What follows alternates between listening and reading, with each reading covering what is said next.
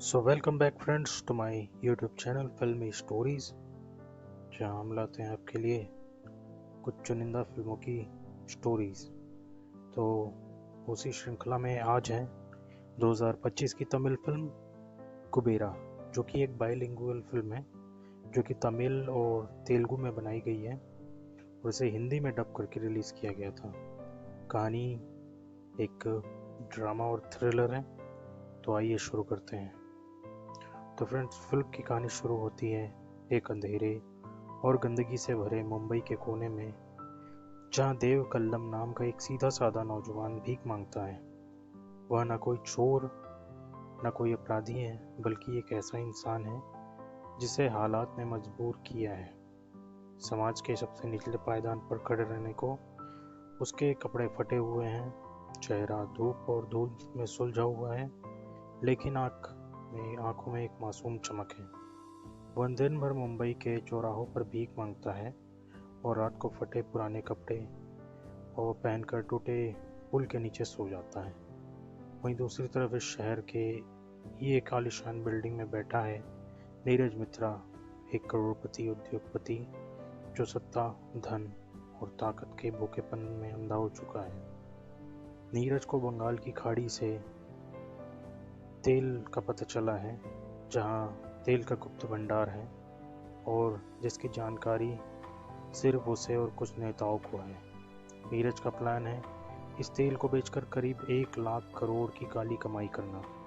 वह आधा पैसा काले धन में और आधा बेनामी खातों में डालना चाहता है, जिससे कोई भी कानूनी संस्था उसका पीछा ना कर सके।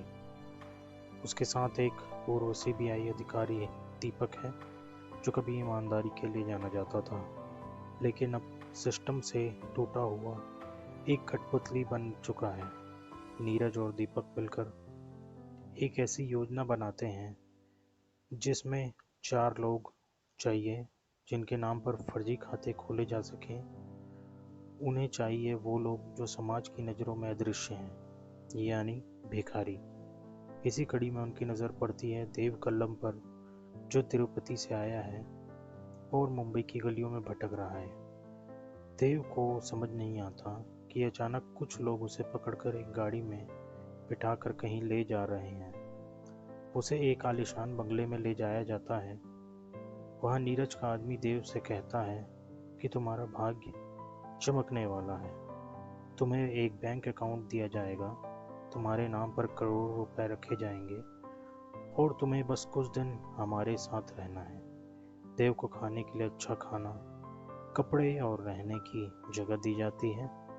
शुरुआत में वह इसे भगवान की मर्जी समझकर स्वीकार कर लेता है, लेकिन धीरे धीरे उसे समझ आता है कि उसके नाम पर गलत धंधे चलाए जा रहे हैं। एक दिन वह नीरज के ऑफिस में गलती से एक फाइल देख लेता है जिसमें 4 भिखारियों के नाम पर भारी रकम जमा करने की योजना है और उन चारों को बाद में हटाने के आदेश भी हैं। देव यह देखकर घबरा जाता है और वहां से भाग जाता है। इस भागने के बाद ही असली कहानी शुरू होती है। देव अब सिर्फ एक भिखारी नहीं, वह बन चुका एक ऐसे भ्रष्ट सिस्टम का साक्षी जो इंसानों की मजबूरी का फायदा उठाकर उन्हें जिंदा निगल जाता है। देव भागता है, लेकिन नीरज उसे पकड़वाने के लिए शहर के हर कोने में अपने आदमी भेज देता है। इसी बीच देव की मुलाकात समीरा से होती है, जो एक स्थानीय एनजीओ में काम करती है और महिलाओं के अधिकारों के लिए लड़ती है। समीरा को पहले लगता है कि देव भी कोई नशेड़ी या झूठा आदमी है, लेकिन जब वह उसकी कहानी सुनती है तो देव की आंखों में सच्चाई और डर दिखाई देता है। समीरा देव को अपने एनजीओ में छिपा देती है।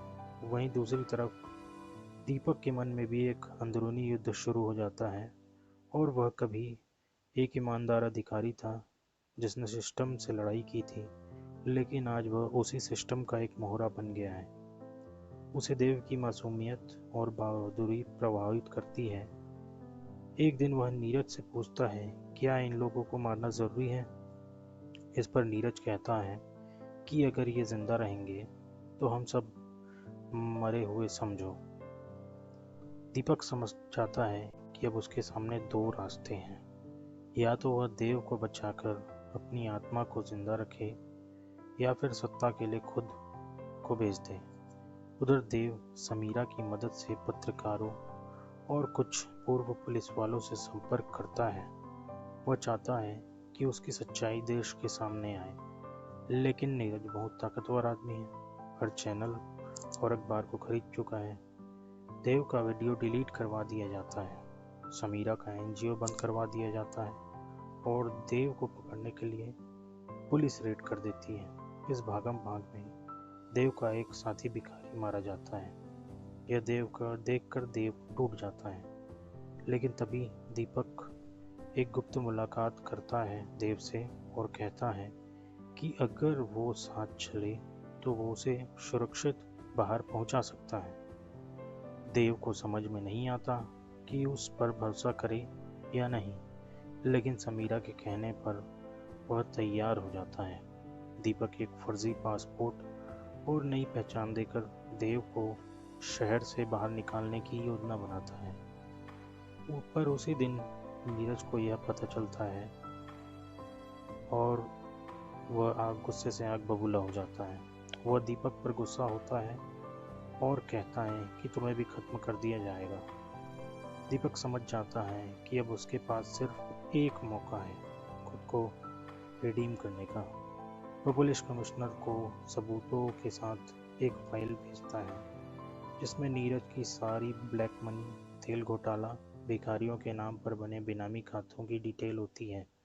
उधर नीरज देव को पकड़ लेता है और उसे एक सुनसान गोदाम में बंद कर देता है। वह खुद आता है और देव को मारने के लिए ताकि कोई सबूत न बचे, लेकिन तभी वहां पुलिस और मीडिया पहुंच जाती है। दीपक ने गोदाम का लोकेशन पुलिस को पहले ही भेज चुका था। एक भारी मुठभेड़ होती है, नीरज के आदमी गोली चलाते हैं। जवाबी फायर में कई लोग मारे जाते हैं।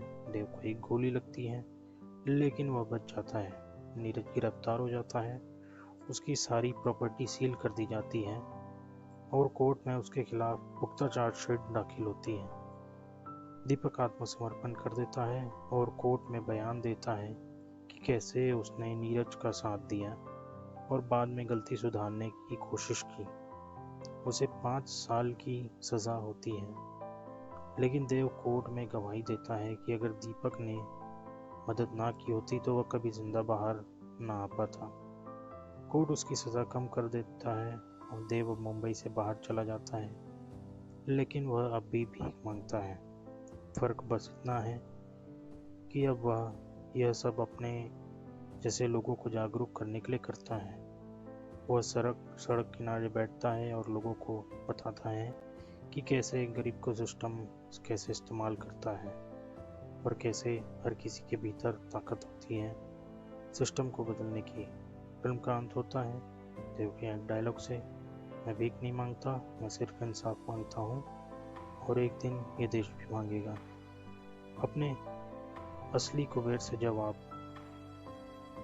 इसके साथ स्क्रीन ब्लैक होती है और बैकग्राउंड में एक तेज लेकिन भावुक म्यूजिक बजता है जो दर्शकों के दिलों को झकझोर कर रख देता है। तो फ्रेंड्स, ये थी कुबेरा फिल्म की कहानी। कमेंट करके बताइए कि आपको कैसा लगा। मिलते हैं अगले वीडियो में, तब तक के लिए बाय।